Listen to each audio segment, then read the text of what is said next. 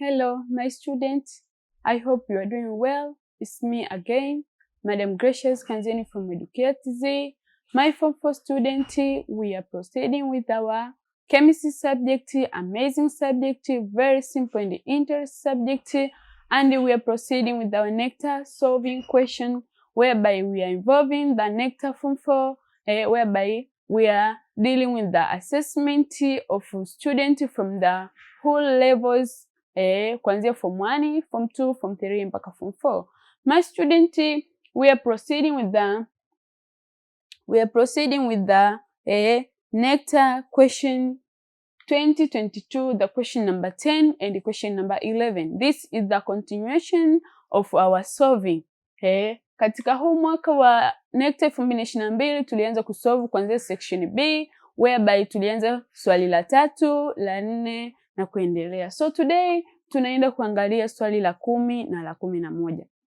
My student, the aim is to ensure that you as a student you can able to know or to understand how to provide the correct response kulingana na guided ya swali, but also how to convince a marker, how to arrange your work, kwa sababu you can see sometimes students they fail because katika mitihani wakati wa kujibu wanaandika rough work, wanajibu mitihani yao katika mfumo ambao ni unacceptable one, mfumo ambao sio sahihi. So kupitia Educate Media, I hope you will able to have a knowledge of how you can provide the correct response, but how you can answer your question in the acceptable system, katika mfumo ambao unakubalika na ni sahihi. So the question number 10, it has 2 parts, whereby the part A says that explain the function of coke and the hot air in the extraction of iron from its ore. The question part A is from the topic of extraction of metal, the Form 4 topic. If you are a student of Form 4, I hope it will be easy for you to memorize the concept kwa sababu hii ni topic ya Form 4. But also kama wewe ni mwanafunzi wa Form 3, Form 4, Form 2 au Form 1 na unasikiliza hizi solving, I hope utakutana na maswali ambayo ni ya level yako. So don't give up, keep following and keep watching. But part B of the question is said that account for the fact that aluminum is the vital element in our daily life. Give 4 points. So my student, this is all about the metals. Aluminum is the metal compound element whereby we are required to account for their importance in our daily life. Kwamba statement inasema kwamba aluminum ni vital element katika daily life. Ni element ya muhimu sana katika mazingira yetu ya kila siku. Why vital element? You have to account for this fact. You have to give a reason. Utoe sababu kwa nini aluminum ni very important or it's a vital element in our daily life. So the question guide you to give 4 points. Therefore, you should answer the question kulingana na ile guided yake au ile direction yake. So usianze kuandika notes si aluminum ni nini and so forth. You have to follow the instruction of the question. Swali limekuguide, limekuongoza ufanye kitu fulani. So just give the 4 points ambazo kwa nini aluminum ni vital element in our daily life. So I hope you will pass through the importance of this element aluminum. So my student, hilo ndo swali la 10 part A na part B ilikuwa hivyo, na kupitia hapa kwenye discussion yetu ya leo we are going to see their answers. Very simple, and we are going to see how to answer in correct way, in correct system. But the question number 11, it is said that an unknown green sample was mixed with the dilute nitric acid and give a blue solution, and a gas which precipitated lime water. The resulting solution was evaporated to dryness, and upon further heating, black residue was formed together with the brown gas, which related a glowing split. So this is a short explanation. My student, here this Necta 2022 ina follow under the curriculum of competence based. Therefore, maswali lazima kunakuwa na some of the explanation, so you have to understand the question so as you can make analysis of the answer. Kwa hiyo lazima swali ulisome kwa makini, na kutoka kwenye hiyo this short brief of the question is where you can understand swali linataka nini, nataka nifanye kitu gani. So swali linamtaka mwanafunzi awe competent. So unaona kwamba hapa hii ilikuwa ni unknown green sample. Unknown green sample ilikuwa mixed, ilichanganywa na this dilute nitric acid, ambayo baada ya hapo ikapelekea solution of blue color and a gas, ambayo gas ilikuwa precipitated by lime water. So you have to understand which gas can be precipitated by lime water. You have to understand the concept of green sample. You have to understand the concept of blue solution. Hili swali limetoka kwenye topic ya compound of metal and their properties. So you need to have the knowledge about that.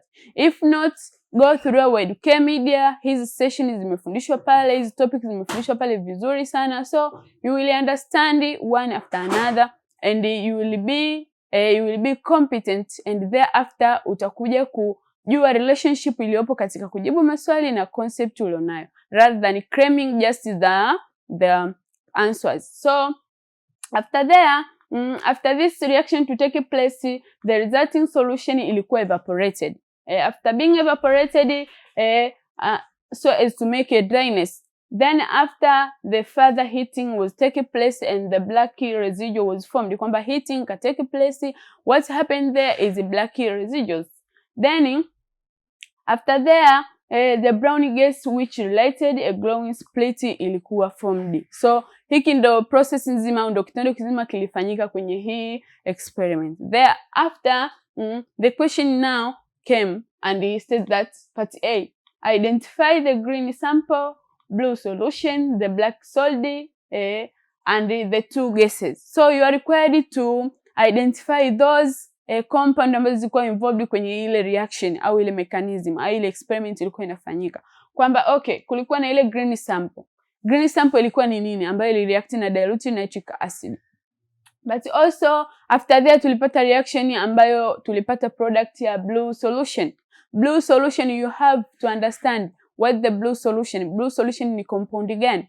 But also black solid ni compound gani? But also there is two gases there. Kuna gas ambayo ili formed katika related glowing split, lakini kuna gas ambayo ilikuwa precipitated into lime water. So you have to understand.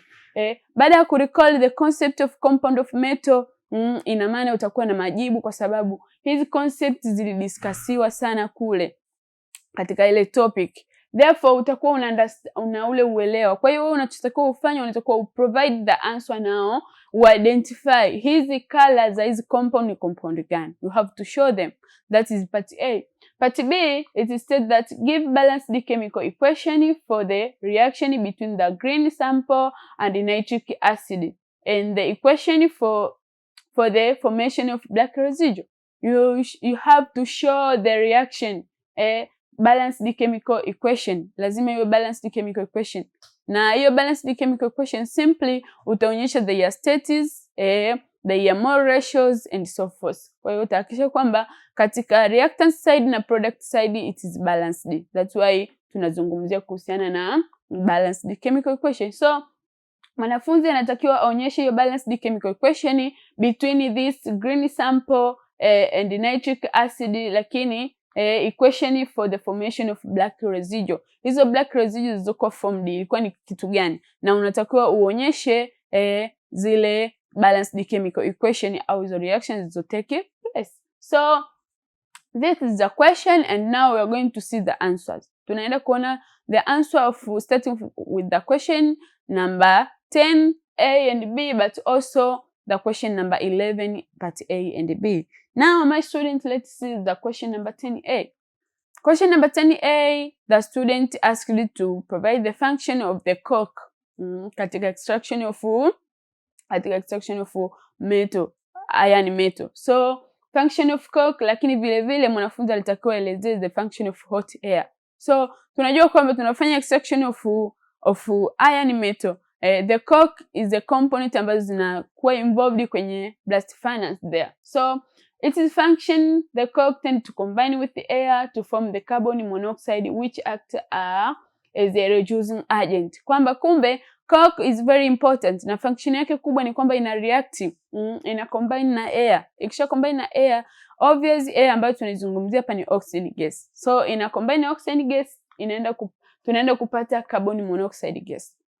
Lakini hii air inapokuwa in excess au hii carbon dioxide gas inapokuwa in excess, we are going to have the carbon dioxide. Lakini initial katika blast furnace of the extraction of iron there, tunaenda kureact coke na air ambayo ni oxygen gas, tunaenda kupata carbon monoxide, ambayo hii carbon monoxide gas ina act as a reducing agent pale kwenye blast furnace. But also the function of hot air. Mwanafunzi alitakiwa aelezee function of hot air. Katika blast furnace pale tuna zile hot air, kuna ile inlet na outlet zinapoingia na kutoka. So this hot air, what are their function? Mwanafunzi anatakiwa aeleze kazi ya hizi hot airs. Now the hot air, it raises temperature of the blast furnace, making reaction possible. We know that there in a blast furnace, the temperature is required in the large amount. For instance, as we go down, tunaona kwamba okay, kadri tunavyoenda chini ya ile tanuru ambalo linatumika kufanya extraction of iron, temperature inaongezeka. So the aim of this hot air is to raise the temperature. Ina raise temperature. Inapo raise temperature, ina ensure that ile reaction kwenye blast furnace inakuwa ni possible very easy, kwa sababu imeshakuwa facilitated with the factor of temperature. But also it also combine with the coke to form carbon monoxide, which reduce iron oxide. Kwamba pia hii hot air ina combine na this coke. Kama tuliona function ya coke ni kucombine na this air kutengeneza carbon monoxide. Kumbe at the same time huyu hot air ana react na this coke. Akireact na coke ambayo ime-enter in the blast furnace, therefore tunaenda kupata carbon monoxide. Carbon monoxide tumesema kwamba ni very reducing agent. Kama ni reducing agent, itakuwa good oxidizer. Kwa hiyo itaenda kuoxidize au itaenda kureduce the iron metal into the iron oxide. So this is how the question number A mwanafunzi atakiwa respond. But also now let's see the importance of aluminium in life. Kwamba aluminium is a vital element in daily life. We have to suggest the reasons ili kuweza ku account for this fact. Therefore, yes, kwa hiyo tunaenda kuangalia kwamba aluminium ina umuhimu sana kwenye our daily life because of the following point. First of all, aluminium used to make utensils. Most of the utensils, tunavyoongelea utensils, tunaongelea vile vyombo vya nyumbani. For instance, the saucepan, zile sufuria and so forth. So you can see that both of them are made of aluminium material. Kwa sababu hii hapa ni difficult kureact katika heat source. Kwa mfano zile saucepan tunatumia kupikia and so forth. Lakini hatuoni reaction yote inayotoka place kati ya heat and those saucepan au vile vyombo tunavyotumia nyumbani, kwa sababu they are made with the aluminium material. But also aluminium is used to make the overhead electric cables. Kwamba those electric cables wanatumia this kind of aluminium kuzitengeneza.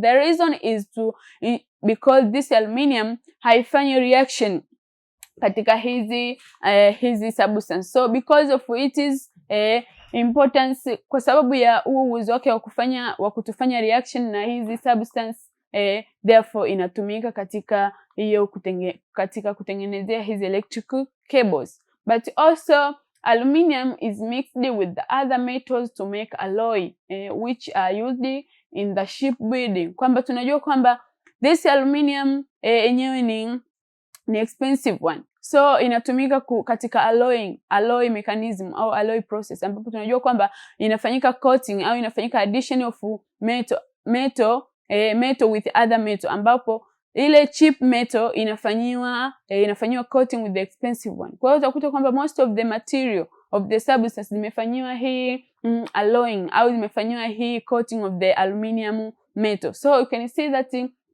for instance katika shipbuilding, kwa hiyo hii aluminium inakuwa mixed with the different metals ambapo inatumika katika hizi shipbuilding.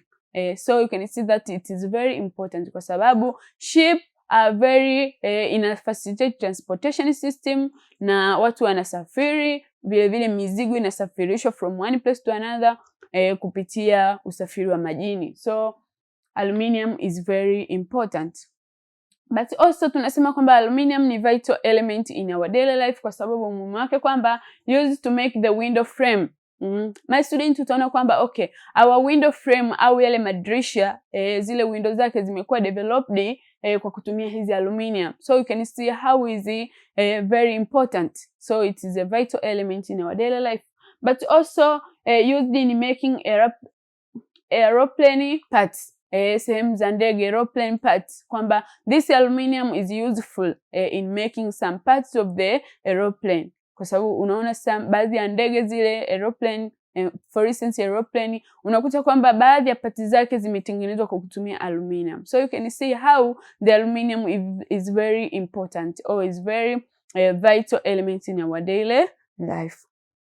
Now my student, that is all about the question number 10, part A and part B. So that's how a student was required to supply his or her correct response like that. Lakini pia angetakiwa afanye arrangement ya swali lake kama tulivyo discuss hapo. Unajibu kile ambacho swali limekutaka ujibu. Umeambiwa 4 importance of aluminium.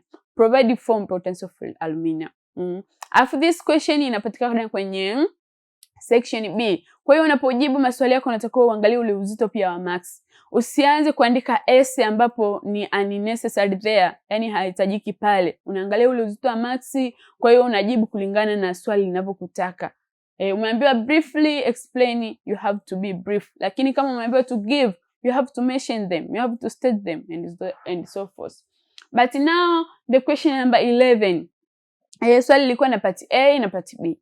Now, in part A tulikuwa na ile reaction ambayo imekuwa involved. Swali lilikuwa la maelezo marefu ambayo tulikuwa kuna reactions zimetake place na kwenye swali aka-identify kwa kuweka zile colors. So you have to identify the compounds.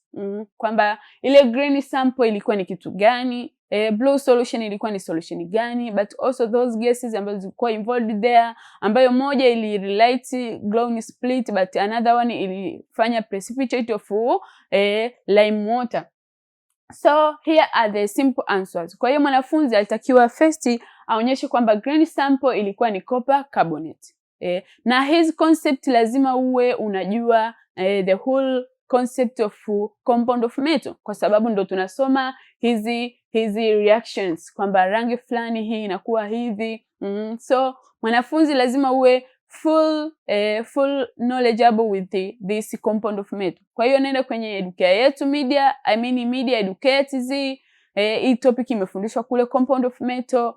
Kwa hiyo all this you can able to see there. Kwa hiyo usije tu ukakalili jibu. No, it is better you have a knowledge, you have a concept enough. So the blue solution obvious is the copper nitrate. Kwa hiyo mwanafunzi atakuwa to indicate what the blue solution. Blue solution is the copper nitrate, but also the black solid was copper oxide. Copper oxide, it is in form of black color. But also the gas one ambayo ilikuwa iliweza kufanya precipitate of the compound into them of the lime water ilikuwa ni carbon dioxide, kwa sababu the carbon dioxide gas ikireact na ile solution obvious tunaenda kupata the precipitate solution of lime water. Therefore gas 2 ambayo yenyewe tuliambiwa kwamba ilikuwa produced baada ya kurelate the glowing split, therefore that is the test for oxygen. Kwa hiyo obvious utakuja kujua kwamba the gas involved there was oxygen. Kwa hiyo mwanafunzi atakiwa analyze au assure this, identify kwamba